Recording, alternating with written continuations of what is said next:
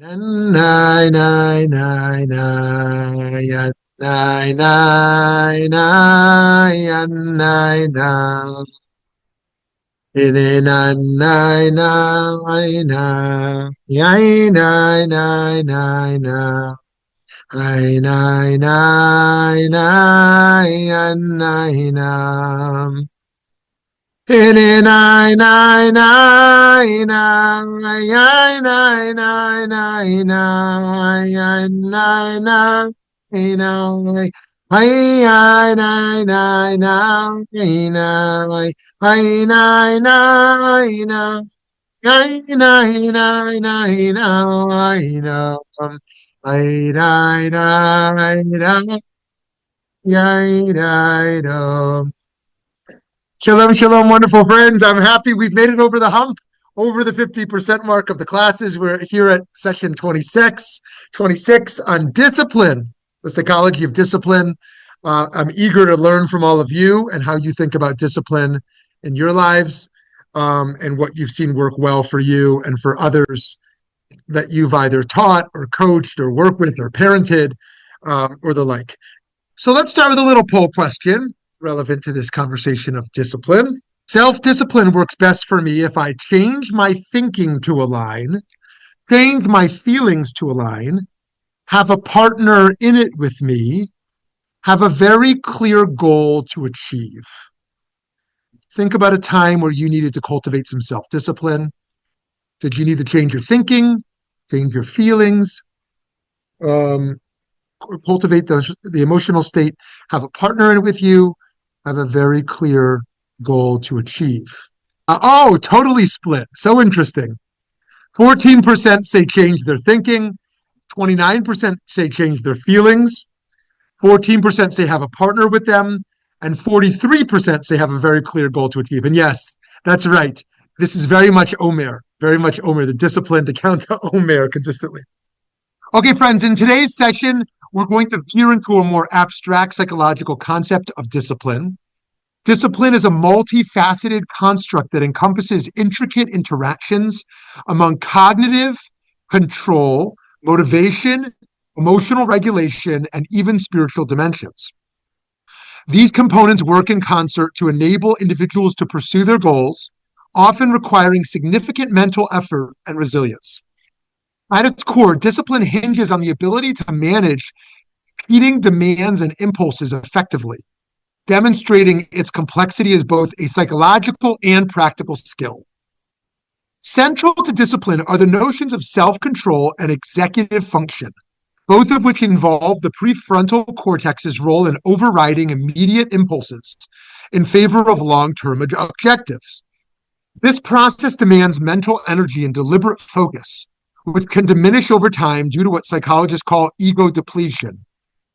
In other words, human willpower is a finite resource that exhibits diminishing returns with repeated exertion. For instance, individuals who view willpower as unlimited often exhibit greater resilience in tasks requiring sustained self-control.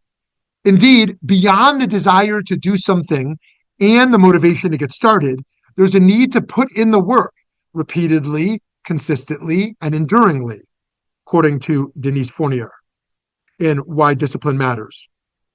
These ideas underscore the intricate interplay between physiological constraints and psychological framing. The moral component of discipline itself hinges on its purpose and outcomes. Discipline should not be an end in itself per se. Rather, it should be a tool that cultivates virtues, fosters growth, and supports the development of individuals and communities. The etymology of the word discipline offers insight into its original intent. Derived from the Latin verb discere, meaning to learn, discipline is fundamentally about edification and self-improvement. It's about learning. This potential is contingent on the goals it seeks to achieve. One can discipline oneself for destructive ends, such as becoming a skilled criminal, or for constructive purposes, such as serving one's community or achieving personal health. The moral quality of discipline lies not in the act itself, but in what it seeks to cultivate. Of course, everyone strives to cultivate the habits that will transform us into the individuals we hope to be. We picture a future self that is more successful, resilient, and content. And we recognize that discipline is the pathway to achieving that vision, not just luck. Yet this journey is not without its obstacles, many of which stem from our own minds. Internal struggles like self-doubt, fear of failure, and entrenched habits frequently hinder our progress, making it challenging to maintain the commitment necessary for significant transformation. External factors such as time limitations, societal expectations, or insufficient resources can certainly create challenges, but it's frequently our internal battles that have the most profound impact. Stress, especially, is a major player as it can cloud our focus, drain our energy, and diminish our determination. During stressful times, the urge to forsake our aspirations for the sake of comfort or immediate pleasure can be incredibly strong. This highlights the importance of developing emotional resilience and self-awareness. These internal challenges are compounded by our natural resistance to discomfort. The human brain is wired to seek pleasure and avoid pain, making it particularly difficult to maintain discipline when faced with immediate temptations that offer pleasure. This biological imperative often conflicts with our long-term goals, creating a constant tension between what we want now and what we want most. All right, so many different scenarios to play with here, but think about long-term savings versus short-term spending. Habit formation plays a crucial role in shaping this internal struggle. Once habits are established, they create neural pathways that operate almost automatically, making them difficult to change. Even when these habits are detrimental, the ease of their automaticity makes alteration challenging, and overcoming these ingrained patterns requires not only conscious effort, but also a deeper understanding of how habits are formed and how they can be reshaped.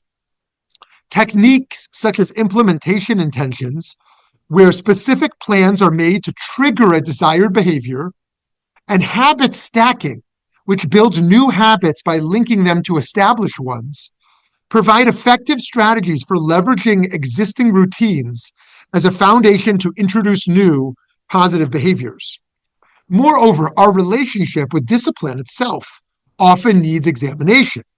Many people approach discipline with a punitive mindset, viewing it as a form of self-denial or punishment. This perspective can create additional psychological resistance and make sustainable change even more challenging. Instead, reframing discipline as a form of self-care and personal investment can shift our emotional relationship with disciplined behavior from something negative. Identity plays a crucial role that shouldn't be overlooked. How we see ourselves and what we believe about our abilities greatly affect our ability to stay disciplined. When we think that change is achievable and see ourselves as capable of improvement, we're more likely to push through difficulties. The opportunity to alter our mindset from I can't to I'm becoming can really change how we tackle disciplined actions. Now, one of the challenges with wanting to become better is that part of the zeitgeist today is that we are all perfect, right? In the self-help movement, there's a sense that you are enough, you are good enough, you are perfect just as you are. That's a very popular trope today in parenting and self-identity. And so how do we balance this sense of self-value, that we're enough, we're perfect, although also the sense that we're not perfect and we can be better, and discipline can help us get better. So that's, for some, that feels like an obvious paradox or balancing of competing values, and for some that might feel like a real tension, given this this thought today of embracing who we are as being just fine as we are. And I think here we can get to kind of the core versus some of the externalities. Our core has infinite dignity, but some manifestations of self may be worth tweaking. Social psychology adds another layer to this internal landscape. Our need for belonging and social approval can either support or undermine our discipline efforts. Understanding how social influences affect our behavior allows us to create environments and relationships that reinforce rather than sabotage our goals. By addressing these internal barriers head on, learning to manage stress, reframe negative self talk, and break tasks into manageable steps, we can begin to align our actions with our aspirations. This requires developing a sophisticated emotional toolkit that includes strategies for self-regulation, motivation maintenance, and resilience in the face of setbacks.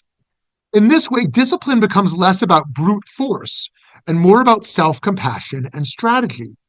It's about understanding our internal landscape and working with rather than against our psychological nature. When we approach discipline this way, the journey towards becoming who we want to become, who we want to be, becomes not just possible, but deeply rewarding. This transformation isn't just about achieving specific goals, it's about developing a more integrated and authentic relationship with ourselves and our aspirations. Additionally, the concept of false hope syndrome suggests that unrealistic expectations can lead to disappointment and disengagement with desired outcomes are not achieved. University of Toronto psychology professors Janet Polivy and C. Peter Herman coined the term at the turn of the millennium based on their research showing that people frequently underestimate the work needed to meet self-improvement goals. When hope meets reality, the commitment to change often collapses. Indeed, they found that this phenomenon describes how people appear to behave paradoxically by persisting in repeated self-change attempts despite previous failures. Recognizing and addressing this tendency is essential for developing a realistic and sustainable approach to discipline. Motivation represents another cornerstone of disciplined behavior, particularly the distinction between intrinsic and extrinsic motivators. Intrinsic motivation, characterized by pursuing goals aligned with personal values and genuine interests, often proves more sustainable and rewarding than extrinsic incentives based solely on external rewards or punishments. This concept aligns closely with self-determination theory, which posits that fostering autonomy, competence, and relatedness is critical for maintaining motivated behavior. Autonomy empowers individuals to feel in control of their actions. Competence builds confidence through skill mastery, and relatedness ensures meaningful connections with others. Together, these elements create a supportive framework that enhances discipline by addressing fundamental psychological needs. The emotional aspect of discipline is often ignored, but it's very important. Discipline involves more than just willpower. It requires strong emotional control to deal with issues like frustration, anxiety, and self-doubt. Being aware of one's emotions, understanding and recognizing them, helps in creating good coping methods. For instance, people who view failures as chances to learn or who use mindfulness to handle stress can stay focused and resilient during tough times. This shows that emotional intelligence and self-discipline are connected, each supporting the other for long-term success. The psychology of managing urges and discomfort also plays a crucial role in discipline. Psychologist Alan Marlatt developed the concept of urge surfing, which compares our urges to ocean waves that rise and eventually crash. In a nutshell, surging urges and emotions often trap us in self-perpetuating mental loops. Urges and cravings intensify feelings of frustration and misery. In an attempt to escape this discomfort, we succumb to these same urges and cravings, fueling the cycle over and over again. This metaphor helps people understand that uncomfortable urges are temporary states that will naturally subside, enabling them to embrace discomfort while maintaining their disciplined approach. This idea is supported by University of Scranton professor John Norcross's research, which found that less than 10% of New Year's resolutions succeed, emphasizing the challenge of maintaining disciplined behavior. Another critical dimension of discipline lies in habit formation.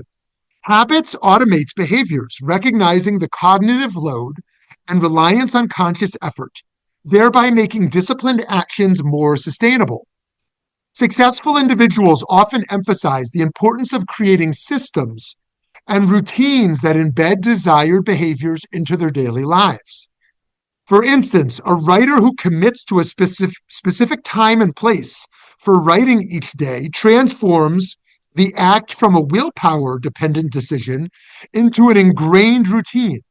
This process leverages the brain's capacity to adapt and streamline repetitive actions, enabling long-term consistency. Social and environmental factors also profoundly influence discipline. Early childhood experiences and relationships shape an individual's capacity for self-regulation. Supportive caregivers who model and encourage self-control contribute to the development of these skills, which later manifest as disciplined behavior. In adulthood, the environment continues to play a crucial role. Surroundings that minimize distractions and provide cues for desired behaviors and significantly enhance self-regulation. This is why strategies such as organizing workplaces, setting boundaries for digital device use, or joining accountability groups often prove more effective than relying solely on personal resolve.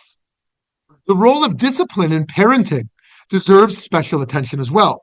Establishing fixed routines and boundaries for children early in life can build good habits that reduce the need for explicit discipline later. This approach requires a delicate balance between providing structure and maintaining flexibility. Something as simple as maintaining a homework routine might cause short-term discomfort, but yield significant long-term benefits. It's crucial to distinguish between constructive and punitive approaches to discipline. This distinction is particularly relevant in contexts like criminal justice systems, where the focus should be on rehabilitation, in my view, rather than on punishment alone. This discipline should be viewed as a means to an end rather than an end in itself, a tool for growth and improvement rather than punishment. The application of discipline extends into interpersonal relationships as well. Maintaining committed relationships requires consistent, disciplined effort, from practicing fidelity to engaging in regular relationship maintenance. This relational discipline involves both avoiding negative behaviors and actively cultivating positive ones through consistent effort and attention. Importantly, healthy discipline transcends mere restriction and control, encompassing flexibility and self-compassion. Rigid approaches to discipline can lead to burnout and decreased effectiveness, particularly when circumstances demand adaptability. Conversely, individuals who integrate self-compassion into their discipline practices are more likely to persevere. For instance, treating oneself kindly after a setback rather than engaging in harsh self-criticism fosters a growth-oriented mindset, allowing for recovery and renewed effort. Striking a balance between structured behavior and adaptive responsiveness ensures that discipline remains a sustainable and empowering force in one's life. Success in developing discipline ultimately requires managing both internal and external obstacles, while following several key principles: embracing consistent, disciplined effort, favoring small, sustainable changes over dramatic transformations, using discipline as a tool for growth rather than punishment, and recognizing that building good habits early makes maintaining discipline easier over time. This comprehensive approach to discipline acknowledges both its challenges and its fundamental role in personal development and achievement. By the way, with all my respect for liberal Judaism, I think one of the benefits that traditional Judaism has over liberal Judaism is a really profound sense of discipline built into it. Liberal Judaism, like most liberal religion, is about engaging in ways that are comfortable, in ways that speak to us when we want, how we want. Liberal Judaism rarely uses languages of obligation and of discipline in a way that traditional Judaism does. Now, traditional Judaism might go too far sometimes, but traditional religion is good at discipline, and in some ways, in some unhealthy ways, in some ways, in some healthy ways. But that could be an interesting point for conversation.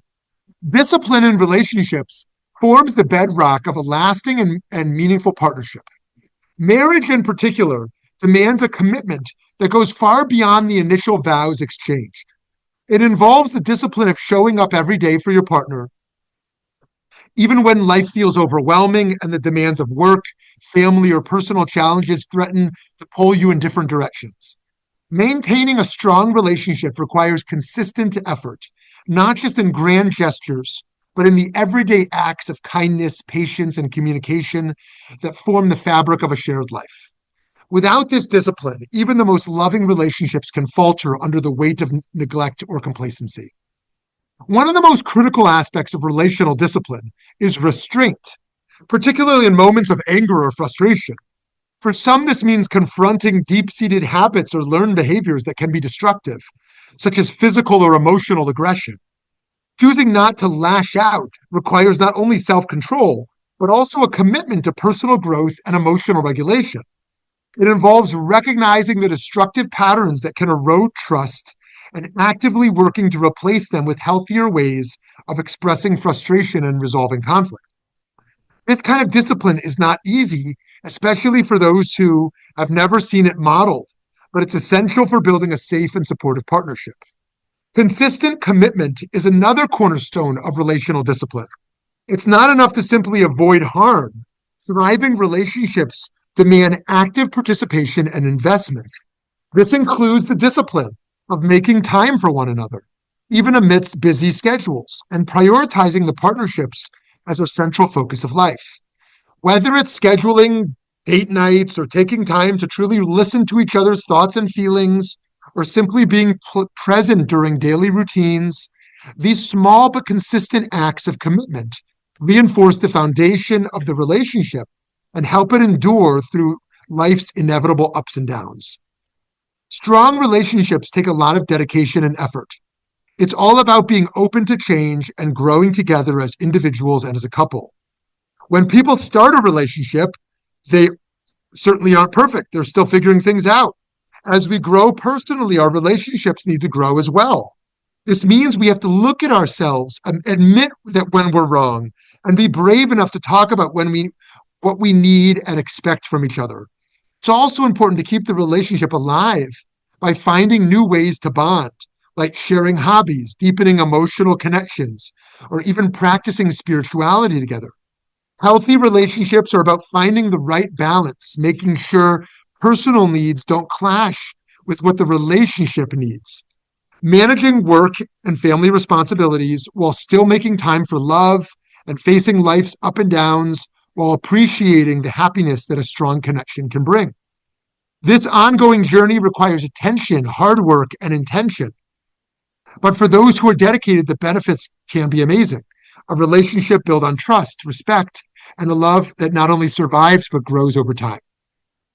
Daniel Walter's The Power of Discipline, How to Use Self-Control and Mental Toughness to Achieve Your Goals, introduces a layered approach to change that highlights its multidimensional nature. Walter likens change to peeling an onion, where each layer represents a different aspect of transformation, and together they form a comprehensive framework for achieving personal growth and success. These layers, outcomes, processes, and identity are interconnected yet distinct, and each plays a critical role in creating lasting change. By understanding and addressing these levels, individuals can move beyond superficial changes to affect meaningful and sustainable transformation. For Walter, change happens in 3 layers. The first layer, the outcome, focuses on clear goals, such as losing weight, winning a competition, or publishing a book. These goals provide direction and motivation, but are merely the starting point. Focusing exclusively on outcomes often results in short-term successes, as the habits and mindset necessary to sustain progress are overlooked. The second layer after the outcome is the process, which emphasizes the habits and routines that drive success. This layer centers on daily actions such as regular exercise, calorie tracking, or maintaining a writing schedule that lead to achieving goals. Consistency in these actions allows progress to occur naturally over time, shifting attention from the ultimate result to the behaviors that make it possible. After the outcome and after the process, the third and most profound layer, perhaps, is identity, which involves changing how individuals perceive themselves. True and lasting transformation occurs when beliefs align with goals. For example, rather than merely aiming to lose weight, as an example, a person begins to view themselves as someone who values certain healthy activities. This shift in identity is crucial for long-term success, influencing decisions and actions that consistently support the desired outcomes. Walter's framework shows that every layer is important, but the best way to create change is by starting from the inside. Focusing on identity first shapes you develop the beliefs and attitudes that can lead to real improvements in processes, and in the end, achieve the results we want. On the other hand, if we only focus on the outcomes, the changes we make might not last because they miss the deeper, consistent changes that come from shifting our identity. For children, one of the most valuable lessons we can teach is the concept of delayed gratification, a skill closely tied to discipline and self-control.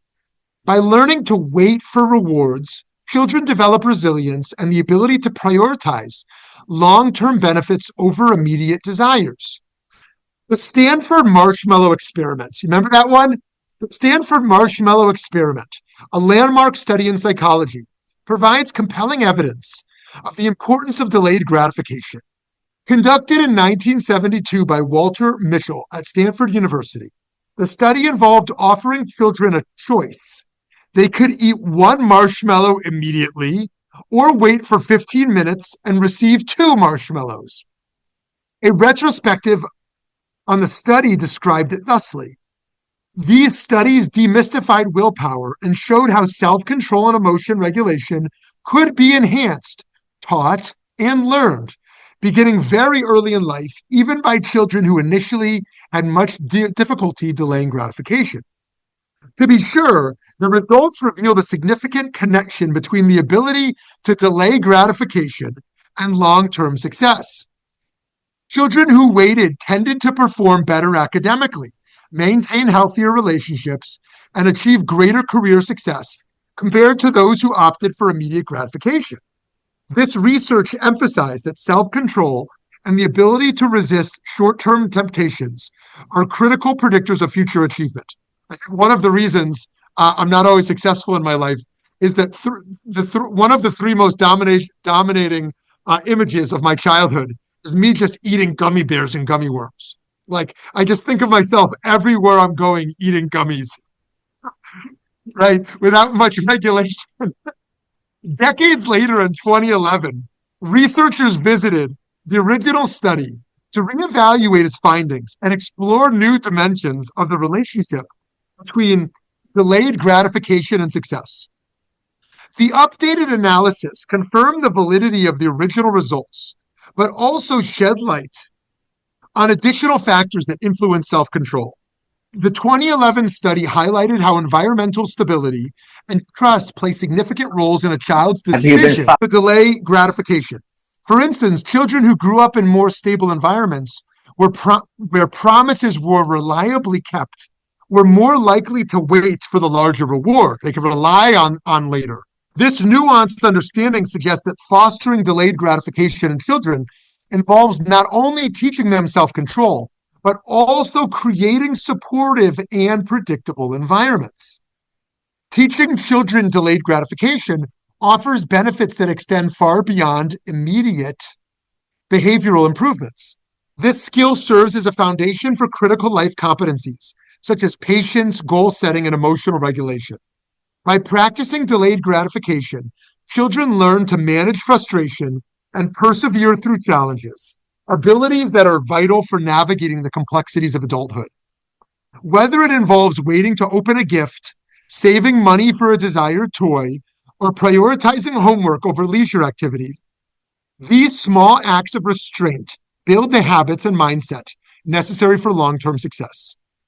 Incorporating the insights from studies like the Stanford Marshmallow Experiment into parenting and education can yield profound benefits.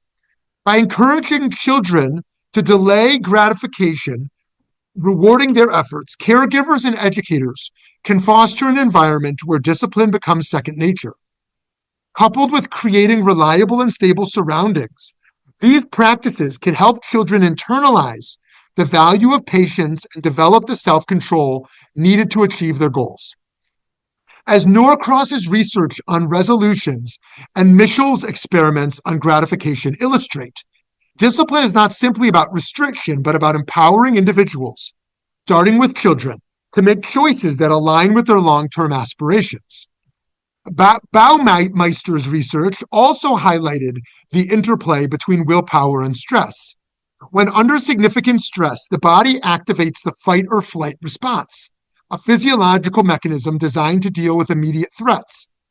While the response is useful in survival situations, it has drawbacks in modern life. Stress hormones like cortisol flood the body, impairing the prefrontal cortex, the brain region responsible for executive functions such as decision-making, impulse control, and planning. As stress rises, prefrontal cortex becomes less effective, increasing the likelihood of impulsive decisions and diminished self-control. The prefrontal cortex thrives under conditions of low stress and high focus, enabling us to engage in thoughtful reasoning and deliberate actions. However, when overwhelmed by stress, its capacity to regulate impulses and maintain discipline is compromised. This is why people are more likely to succumb to unhealthy behaviors, such as overeating, procrastination, or substance abuse during periods of heightened stress. The connection between stress and willpower highlights the importance of managing stress to preserve self-control. Willpower fatigue also provides insights into why we often struggle to sustain discipline throughout the day. For instance, people may start the morning with good intentions, such as eating healthy or staying productive, but find themselves giving in to temptations as the day progresses. This pattern underscores the need for strategies to counteract willpower depletion. Techniques such as creating supportive routines, conserving mental energy for important tasks, and reducing the need for constant decision-making can help preserve self-control. In Judaism, discipline is a fundamental concept intricately tied to the development of personal virtues and the transformation of character. Jewish teachings about discipline emphasize the balance between structure and flexibility, effort and compassion. Discipline is not about rigid adherence or glorifying suffering, but about cultivating the virtues that allow individuals to lead meaningful lives. As King Solomon wrote, or traditionally ascribed to him at least, he who loves discipline loves knowledge. Whether through the consistent practice of mitzvot, the transformative process of conversion, or the structured approach to parenting, Judaism sees discipline broadly as a pathway to personal and communal growth. It invites us to embrace discomfort, not as an end in itself, but as a necessary part of the journey toward becoming our best selves. Discipline, which may be at least partially translated as gevura, as strength, is basically about having self-control, knowing one's limits, and being consistent in what one does. A central idea in Jewish philosophy is that people aren't stuck with a certain personality or unchangeable traits. Rather, Judaism suggests that with intentional effort, practice, and self-control, we can reshape ourselves and improve our midot, altering our character traits as we go. This concept highlights the belief that humans grow and change, making discipline not just a way to change, but also an important moral duty. Again, part of the theme of the Counting the Omer is each day engaging in the discipline to count and grow. The concept of rehabituation is deeply woven into the practice of mitzvot. By engaging in mitzvot repetitively, individuals cultivate habits that align with spiritual and ethical ideals. This approach underscores the power of consistent practice in shaping behavior and character. It's not a harsh, no pain, no gain philosophy. Rather, it's an acknowledgement that meaningful change often involves discomfort that is productive rather than disagreeable. Pirkei Avot succinctly encapsulates this in a teaching. According to the labor is the reward, right? What people say today, no pain, no gain, was the rabbis 2,000 years ago. This is not a call to glorify suffering, but an invitation to recognize and embrace the effort that's required to overcome challenges and grow. Discipline becomes a celebration of the perseverance and discomfort that are integral to personal transformation. A poignant example of this transformative journey is seen in the process to conversion to Judaism. Consider an individual who's accustomed to eating foods like bacon or shellfish, which would traditionally be prohibited by kashrut. As this person takes on commitments to Jewish life, they gradually shift their habits to align with Reform norms or conservative norms or Orthodox norms, whichever denomination's norms they're looking to engage. As this person takes on these commitments, they shift these habits, leaving behind familiar comforts to embrace new challenges. This process is not merely about giving up certain foods, but instead represents a broader shift in identity and values. It requires consistent discipline, a willingness to embrace discomfort, and a recognition that growth often entails letting go of the old to make space of the new.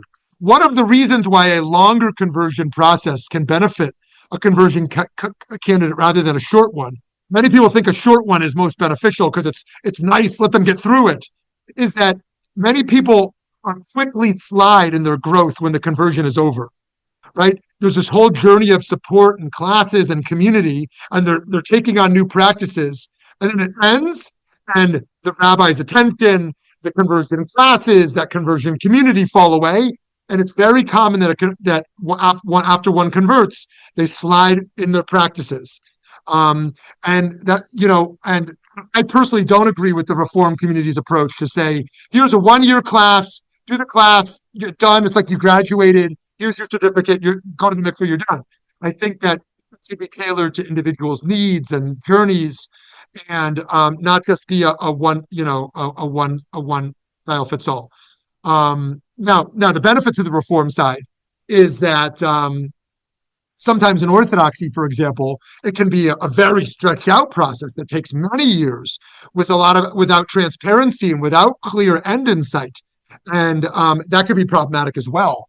So I would like to see the whole process of conversion rethought. Anyways, discipline also plays a central role in parenting within a Jewish framework.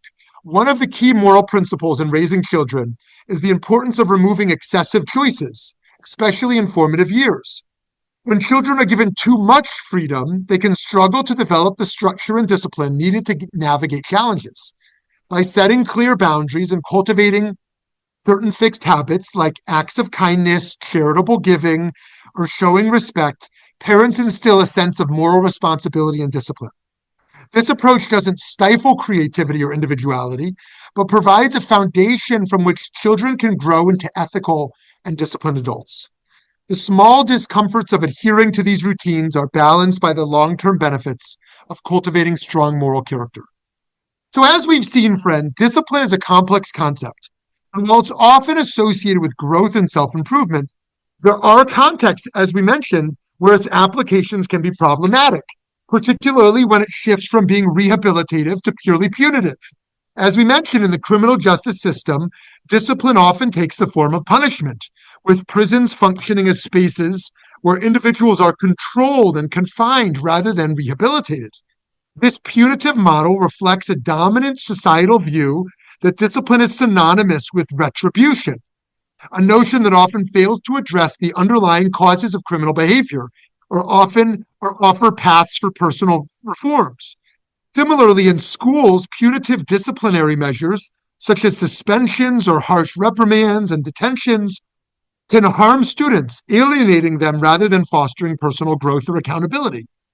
In these contexts, discipline loses its moral grounding when it prioritizes punishment over growth, failing to serve as a tool for positive change.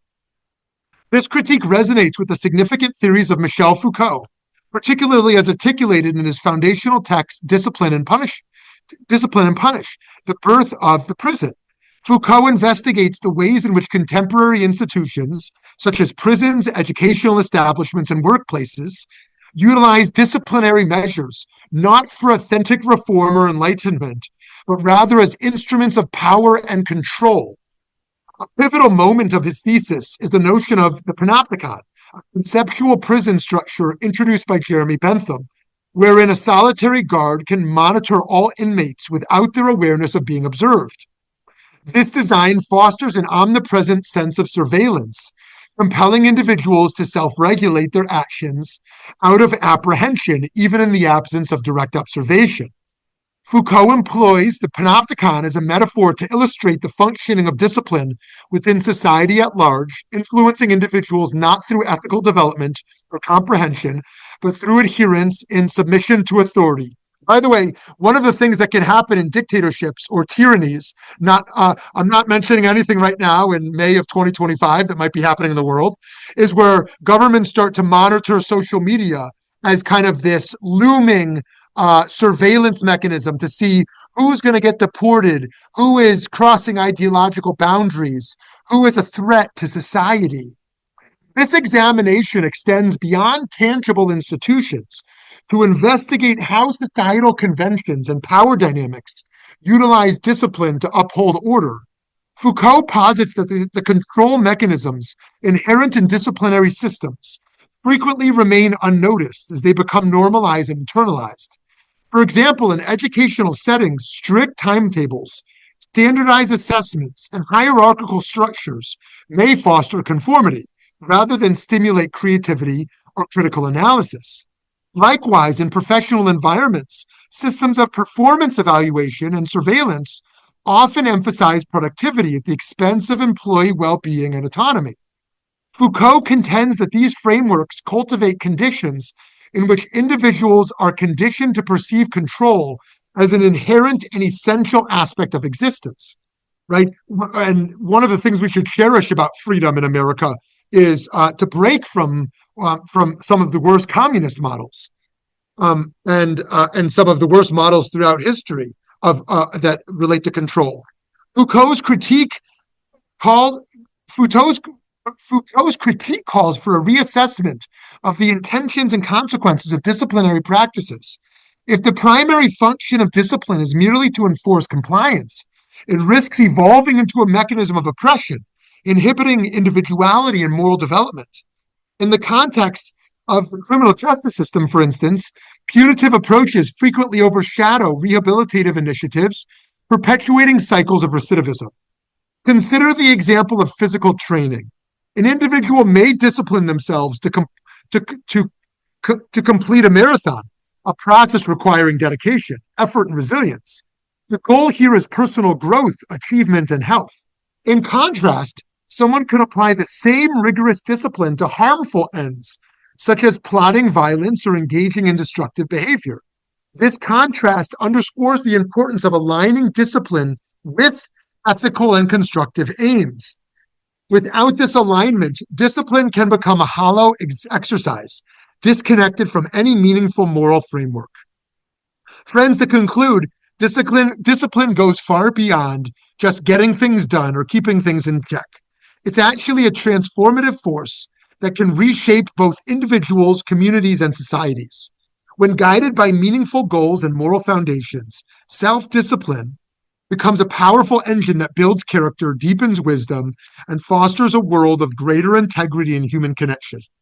Still, if these foundational elements are missing, what should be empowering can instead become a restrictive, emphasizing obedience over authentic development. To harness its true benefits, we must take a holistic view of self-discipline that accounts for how we think, how we feel, how we stay motivated, function physically, and interact with our surroundings. This comprehensive perspective helps us see discipline as more than just raw determination. It becomes a rich, multifaceted practice that equips people to overcoming obstacles, realize their aspirations, and help create a just and vibrant society. From this vantage point, discipline isn't simply about reaching an end state. It's an ongoing journey of personal evolution that shapes not only what we do, but who we are morally and what we stand for ethically. Okay, beautiful friends. That was a mouthful. I'd love to hear from you. Yes, Gary. Good morning, everybody. I know we're short on time, so I'll be really very, very short. Uh, I wanted to go back to the Judaism concept that you mentioned, because I think that discipline and goals change throughout our life. And so one can be very goal oriented to go get through college or work or whatever and forget the rest of the world, so to speak, and then never use that discipline for other things. In terms of Judaism, I happen to agree with you that traditional Judaism uh, teaches discipline from the get go, and continues throughout their life. But that non-traditional Judaism has lost the ability to keep community together. So when you live, I think the benefit, besides everything else in the traditional community, it's a lot easier to have discipline when people are doing the same thing. And I just use the example of Shabbat. It's really tough to keep Shabbat when nobody else in my neighborhood keeps Shabbat. And that's just one example, or give tzedakah, or be involved in whatever you do. So I think there is that balance, because I think in a society like ours, we kind of bounce between secularism and Judaism, and we don't want to leave it in a free world. We don't want to give up that Americana. The kids playing soccer on Saturday instead of going to shul or observing Shabbat. And the last thing that I want to say, it's funny that you said gummy bears. So in my life, my mother and father owned a small little convenience store long before 7-Elevens and all that. And we never had soda, we never had candy, and we never had potato chips and all those snacks. And so as soon as I was able to get out of the house, I mean, I was the biggest junk food addict in the world. And then I finally realized that this wasn't healthy. I don't know if that was my parents' goal, but I very seldom eat junk food today. And when I first got married, we'd be up at 1 o'clock talking, and I'd run over to Jack in the Box to pick up some fries because I felt like French fries. So I've changed a lot too. Awesome. Thank you, Gary, for those reflections. And as someone myself who stands at the crossroads between progressive Judaism and traditional Judaism, I'm thinking very much about that issue of discipline and what does a Jewish future look like, when discipline kind of is lost from the culture. So yeah, thank you for those insights. Let's go to Mara, then Aglaya. All right. I too, like Gary, will try to put it in a snippet. Because I have a lot to say about it. I teach health behavior theory, right? That's what I'm on my way to do after this. And so discipline is a big part of that. And of course, in teaching, I have to stay up on the research. So just a couple thoughts that I wrote down. One, motivation has by and large been debunked in our sort of like the way that we think about it. I'm not saying that you can't be motivated, but it's not going to last, right? You need something beyond motivation. And something that Gary said made me think about how research shows us that obesity and depression can be modeled the same way that infectious diseases can be modeled. They are contagious. You don't spread depression in one interaction, but who's around you really makes a difference. Emergent evidence is also saying that if you want to change your behaviors, you have to change how you see yourself. So really the focus should be on that future self and who they are, and teaching yourself that that's who you are. And then your habits will sort of merge so that you can become that person. And one of the pieces of that is what they are referring to as the bounce back rate. So none of us are perfect. All or nothing is not healthy in diet, in most health behaviors, right? If they're not dangerous, imminently dangerous, I should say.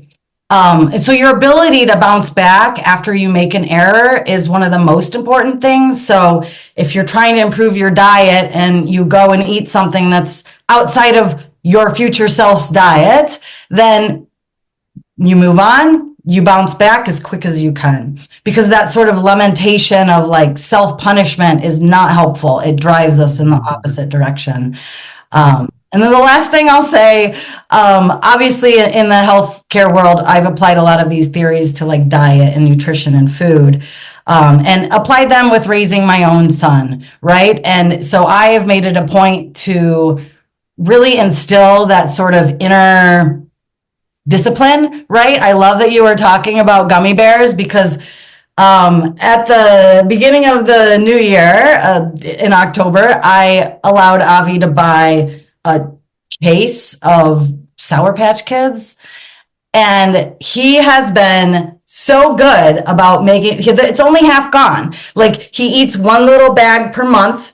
And, like, I've always said, it needs to be available, and he needs to develop his own internal thing. Like, sweet cereals are always in my house, and he's reaching for the Cheerios. So it's so funny how kids can be so different. Like, one of my kids will not eat candy ever. He's so health obsessed. And one, if you had 10 bags in the house and you let them have it all, it would all be gone in a minute. Like, literally all. But that's so cool. And picking up on one thing you said about what happens when we slip. It's a big conversation in the recovery world. I know a few sessions ago we talked about those who struggle with addiction and recovery. Let's say you're sober for 10 years and then you have a drink, or you have more than a drink that night. It's a really crucial moment that next day of how you interpret that slip, right? Am I now have I lost it completely? Am I just that person I was 10 years ago? Or can I reframe that mistake within this 10 years of sobriety in a way that's generative? So we all slip in our discipline. And I think how I continue to cultivate that identity of future self, as you said, in relation to that slip feels crucial. And so thanks for sharing that data and the work you're doing. I feel like we have so much more to learn from you on this. Yes, Aglaya. Hi. Okay. Hi. Nice to see you. I'm thinking of, well, it's raining cats and dogs outside, so if you hear it, I'm sorry. But anyway, though, like the thing that I'm kind of thinking of, just throwing this out there, though, is that I remember reading, I think it was a few years ago, though, but I was reading Daniel Matt, and it was about he was setting up the whole the Sephirot and everything like that, though, and then how on the one hand, on one side you have left side you have left side you have Gevurah. Okay, or is it right side you have Gevurah?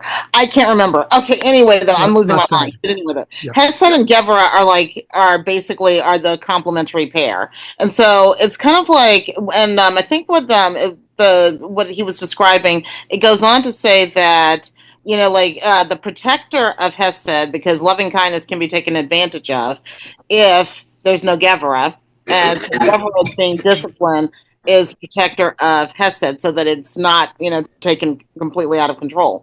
However, though, if Gevurah gets out of hand, then right, that's where evil shows up.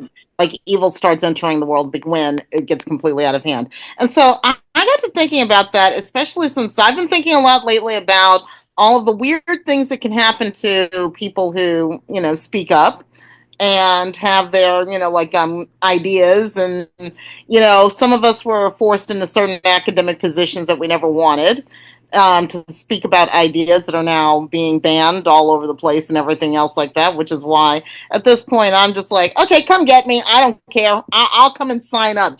I'll save you the trouble of tracking me down. I'm just going to save you the trouble, because I don't want to be bothered with that, whole process of hiding and everything like that, though. So I don't know, but it's really been on my mind a lot about that, though. Because, since I was a kid also, speaking of the kid who, I had people telling me all of the time, hey, you can't eat that, you're going to get fat. And then what did it turn into? It turned into an eating disorder. Okay. So coming to, through that, some part of me is kind of like, yeah, I get the discipline aspect. I do. However, though, I do have my concerns, about it. And so, maybe the only way is if we look at discipline as, hey, it's balancing out or it's protecting this, really loving kindness side of us or whatever. I don't know. But there's got to be some way to keep that from getting out of hand. So, yeah. Yes, I love that. And I love that how you brought in the Chesed and the Gevura. Yeah, and Mara, thanks for that. True discipline is rooted in self-love. So much I want to say about what you said, but to get more voices in the room, we're gonna hear Janie and then Matthew. So thank you, Aglaia, for sharing all that. Hi, Janie.